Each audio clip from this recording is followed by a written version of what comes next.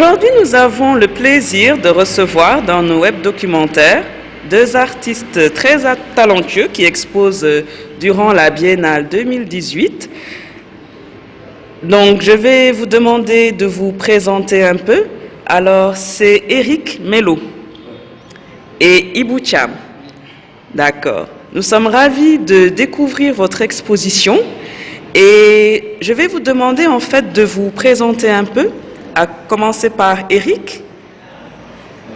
Salut tout le monde, moi c'est Eric Melo, mon surnom d'artiste est Melo. Et qu'est-ce qui t'a donné envie en fait de faire de l'art tout d'abord? Bon, je suis artiste depuis le bas âge. J'ai découvert le dessin quand j'étais à la maternelle, je pense 4 ans. Papa m'a mis dans une école maternelle et puis l'envie est venue en regardant au fur et à mesure les dessins animés, les mangas par exemple. C'est ça qui t'a donné en fait l'inspiration départ, d'accord. J'étais fan de Dragon Ball Z à l'époque. Ah. Les portraits, le réalisme par exemple, je l'ai découvert il y a 3 ans. C'est à travers les réseaux sociaux. Il y a un artiste brésilien qui m'a inspiré, Charles Lavesso. Ah d'accord. Quand j'ai vu ces dessins, je me suis dit bon, sûrement ça sont des photos.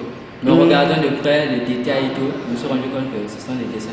Et c'est ça que tu voulais faire? Je me suis dit bon, j'ai quand même les bases, je fais bien des esquisses, je me suis dit bon, je vais me pousser à fond, améliorer ma technique. D'accord, pour faire en fait tes propres œuvres. Alors Ibou, est-ce que tu peux te présenter un peu et nous dire qu'est-ce qui t'a poussé en fait à avoir une carrière artistique? Qu'est-ce qui t'a donné envie de faire de l'art?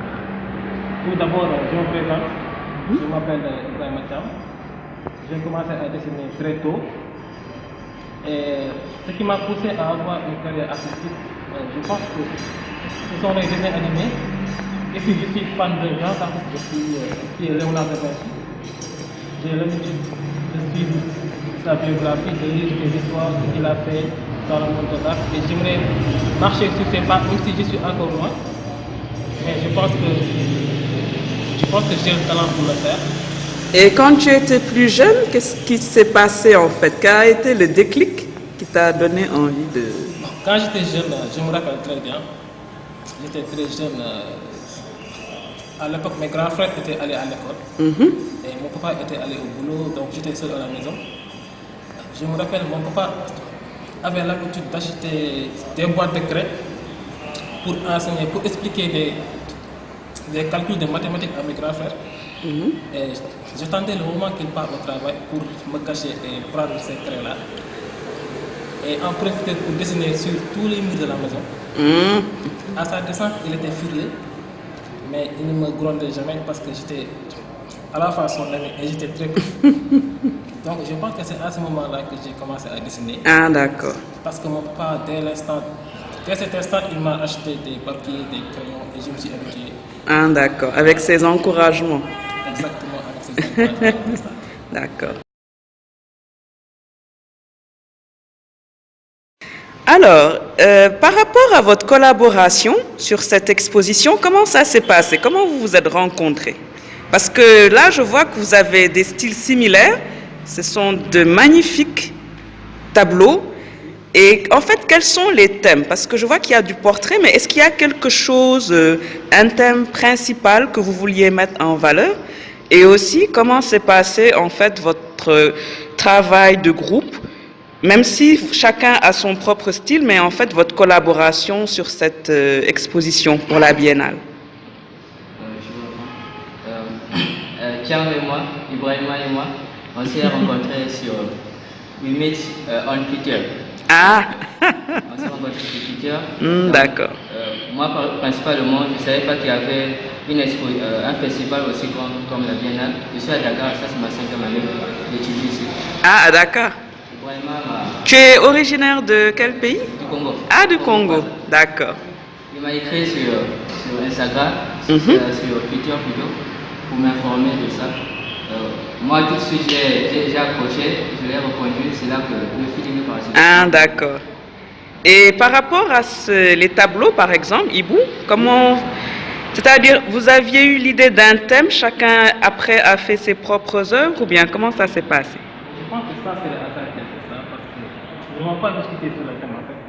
D'accord. C'est au feeling en fait. Exactement, nous avons travaillé séparément. Je ne savais pas quelles œuvres vous présenter, moi non plus. Je ne savais pas quelles œuvres vous allez. Et voilà, nous nous sommes rencontrés et heureusement que nous avons coïncidé. D'accord. Et Moi, par exemple, les portraits que je vais vous présenter, c'est par rapport au celle-ci du président. ah, Bon, ah d'accord. Africain, c'est tout bon. Je vais prendre mes personnages clés aussi, les liqueurs, les droits de l'homme, parce qu'on m'a fait. D'accord.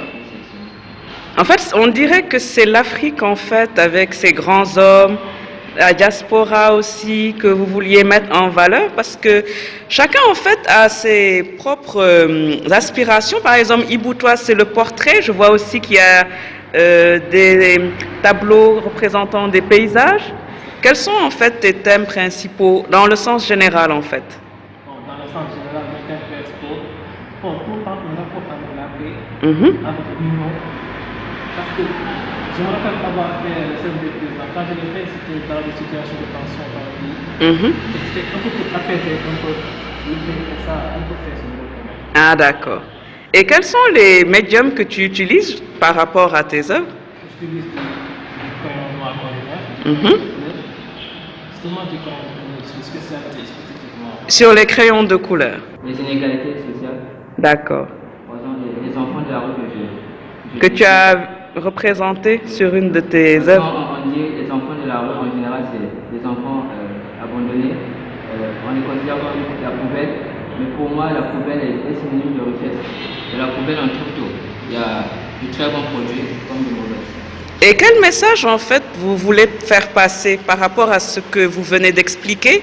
C'est pour faire, en fait, passer un message pour conscientiser, en fait, les gens sur les phénomènes de société, ou bien pour leur faire découvrir des grands hommes, ou bien?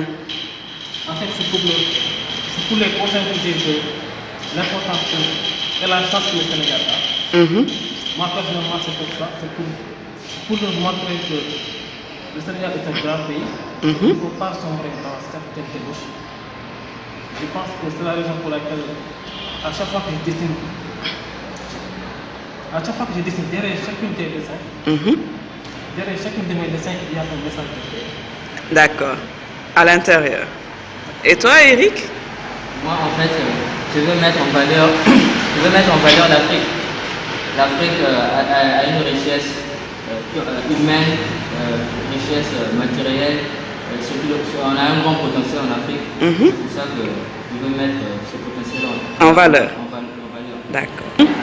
Et en fait, là, on voit que, par exemple, pour ce tableau qui représente Cheikh Anta Diop, c'est le tableau de Ibrahima. Alors, en fait, c'est des tableaux exclusivement réalisés au crayon.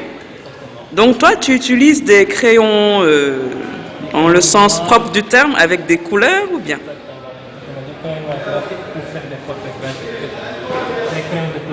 Pourquoi le crayon? Ça te plaît? Tu es plus à l'aise? J'ai toujours dessiné avec des crayons et avec le temps. Ah, d'accord. Et toi, Eric, le tableau qui représente ici un thème d'actualité, toi aussi, tu utilises en fait comme Ibou? Oui, c'est du crayon. D'accord. Et tout comme lui, c'est parce que tu es plus à l'aise avec le crayon ou bien parce que Je suis plus à l'aise. tu penses que ça représente davantage ce que tu veux exprimer dans ton... Ça coûte moins cher aussi. Je me suis perfectionné. Justement, pour en revenir à ça, parce que par rapport au matériel, je sais que les artistes africains rencontrent des difficultés aussi par rapport également à la bonne promotion de leurs œuvres. Quelles sont les difficultés que vous pouvez rencontrer, notamment par rapport à l'organisation de votre travail, mais aussi à la promotion pour valoriser vos œuvres et les présenter au grand public? Les difficultés en général sont le matériel déjà. Le matériel n'est pas accessible ici au Sénégal. C'est pas vraiment facile d'avoir. Ah, le matériel. Si absolument le matériel n'est pas accessible, c'est pas facile d'avoir certaines qualités de travail. Ici au Sénégal, on est obligé de commander ça à l'extérieur. À l'extérieur.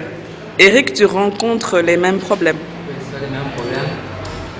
Les parents aussi, bon, en général, ils t'encouragent à dessiner, sauf qu'il n'y a pas d'appui financier par exemple. Ah, d'accord. Les amis aussi, ils font pareil.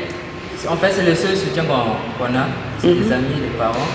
Mais on aimerait que les autres aussi puissent contribuer, surtout quand ils nous demandent par exemple de faire des portraits, qu'ils mettent quand même le prix. Ah, d'accord. Qu'il y ait une bonne compréhension en fait du public, parce qu'on voit quand même qu'il y a vraiment un travail de recherche, mais aussi très graphique.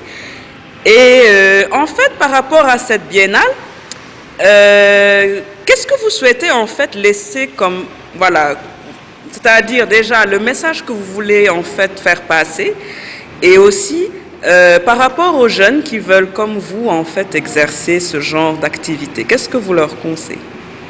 En fait, pour les jeunes qui veulent faire comme nous, c'est tout simplement le travail. Le travail. Le travail, c'est tout simplement ça. Parce que le talent ne suffit pas.